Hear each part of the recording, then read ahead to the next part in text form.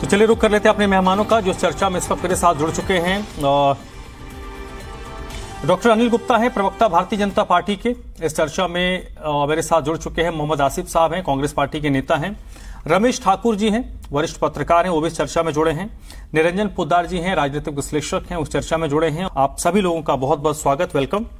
निरंजन पोद्दार साहब, सर, अरविंद केजरीवाल की मुश्किलें तो बढ़ी हुई हैं, ये साफ है, लेकिन उनके साथ जो सबसे बड़ी दिक्कत इस वक्त की नजर आ रही है कि जिस अरविंद केजरीवाल की एक आवाज पे बिना बुलाए, बगैर पेट्रोल भरवाए, बगैर फोन कॉल किए, एक सोशल मीडिया मैसेज से या फिर टीवी चैनल के बाइट से सोमवार को बोला, मंगलवार के दिन हजारों लोग जुट जाते थे। अब बड़ी बड़ी घटनाएं हो रही हैं, गिनती के लोग जुट रहे हैं। उनके साथ ये सबसे बड़ी समस्या हो रखी है। देखिए धर्मराज जी, निश्चित रूप से आपने बहुत अच्छा सवाल किया और मेरे हिसाब से इसका जवाब ये है कि जो आपकी जो आप बोलते हैं, यानी कि आपका चित्र और आपका चरित्र दोनों के अंदर समानता कितनी है।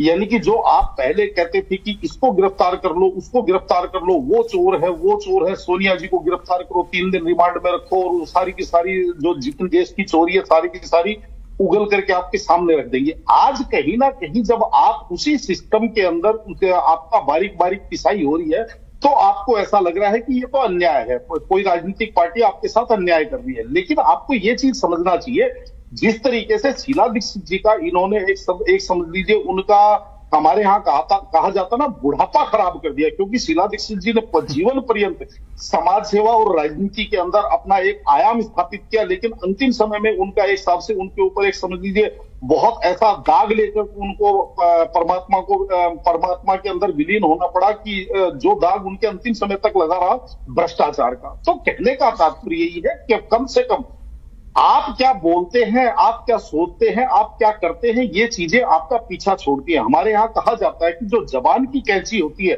वो जब तक बाल काटे तब तक आपको बहुत अच्छा लगता है, लेकिन जब आपकी खाल काटना चालू कर दे, यानी कि अगर आप उसको गलत इस्तेमाल करते हैं और बाल के साथ अगर खाल भी काटना चालू कर दे तो बहुत ज्यादा दर्द करती है। आज कहीं ना कहीं वो स्थिति हो रही है।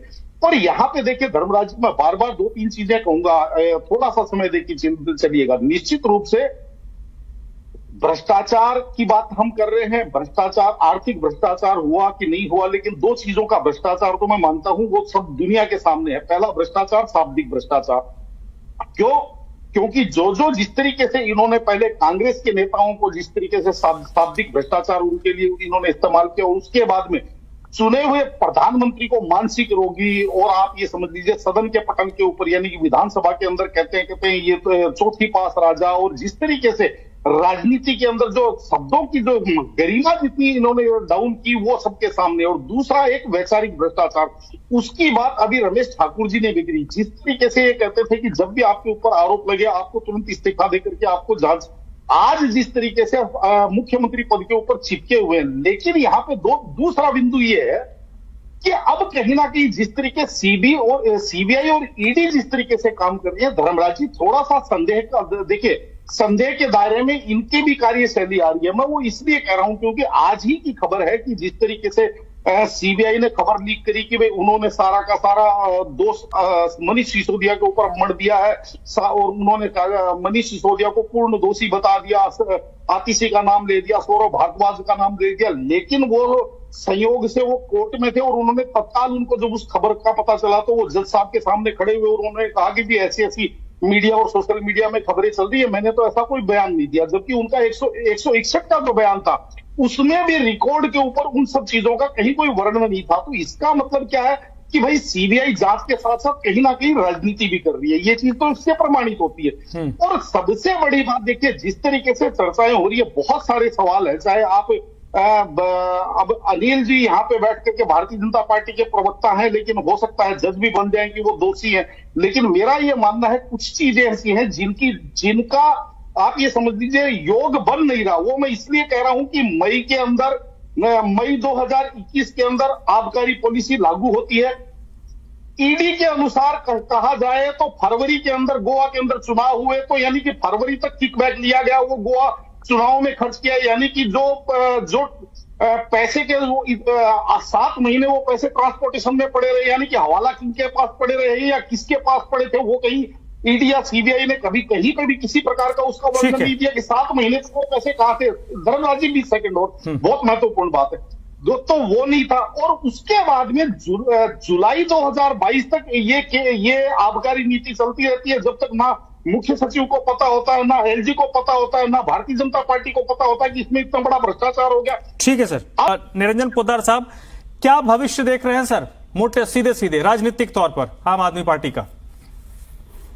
देखिए धर्मराज जी, जिस तरीके से आम आदमी पार्टी कहीं अरविंद केजरीवाल जी की जो लाइन लेंथ लगभग पिछले 1 साल से बिगड़ी है, और राजनीतिक निर्णय जिस तरीके से उनके दूरगामी निर्णय हुआ करते थे, उनमें कहीं ना कहीं मेरे हिसाब से उनकी कुछ गलतियां, मैं बहुत सारी चीजें आपको गिना सकता हूं, लेकिन यहाँ पे एक सवाल जो आपने अभी रमेश जी से भी किया और उससे पहले मेरे से भी किया था कि इनकी एक आवाज के ऊपर, सोशल मीडिया मैसेज के ऊपर लाखों लोग इकट्ठा हो जाया करते थे।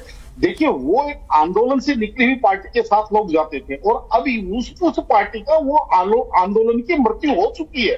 आप इस चीज को समझ लीजिए, इसलिए वो समर्थक वर्ग अब नहीं है। ये अलग बात है कि चुनाव में वोट मिल जाएंगे क्योंकि लाभार्थी वर्ग है, तो वो एक अलग चीज है कि लोग वोट तो दे देंगे लाभार्थी वर्ग के चक्कर में, लेकिन समर्थक नहीं है। ये आप भूल जाइए इस चीज को। जो समर्थक है वो उतनी गिनती मिनती के जो 200-400-500 लोग इकट्ठे होते हैं वही है। अब यहाँ पे जो, लेकिन मैं एक चीज अभी आपने उस समय मेरे को रोक दिया था, वो बात पूरी करना चाह रहा था कि जिस तरीके से मैं आपको कह रहा था कि चाहे सीबीआई हो, ईडी हो, इनका काम भी अब संदेह के घेरे में क्यों है? वो इसलिए क्योंकि अभी तक हमने आबकारी घोटाले की जांच को देखा है, तो पहले सीबीआई केस बुक करती है और उसके बाद में ईडी उसको टेक ओवर करती है। लेकिन यहाँ पे आप देखिए कि अभी तक जितने भी, चाहे सत्येंद्र जैन जी हो, मनीष सिसोदिया जी हो, या जितने भी विजय नायर हो, जितने भी लोग हो, उनका यही स्केड्यूल रहा है। लेकिन अभी आप देखेंगे तो पहले ईडी ने 8 दिन की रिमांड ले ली, और उनको, मुझे एक चीज नहीं समझ में आई धर्मराज जी, कि 8 दिन तक जब ईडी ने उनको इसी मामले के अंदर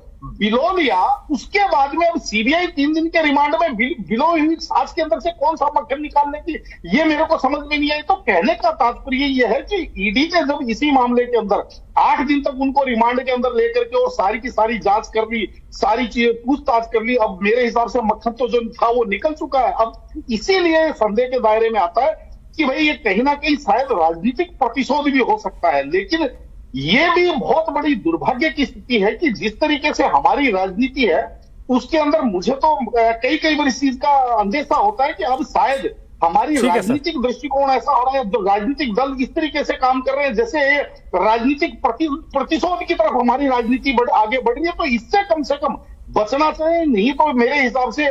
चलिए ठीक है सर, अब समय थोड़ा कम है। बहुत बहुत शुक्रिया आप सभी लोगों का, इस चर्चा में आप लोग जुड़े। अनिल गुप्ता जी, मोहम्मद आसिफ साहब, रमेश ठाकुर जी, निरंजन पोद्दार जी, अनामिका जी, आप लोग इस चर्चा में जुड़े।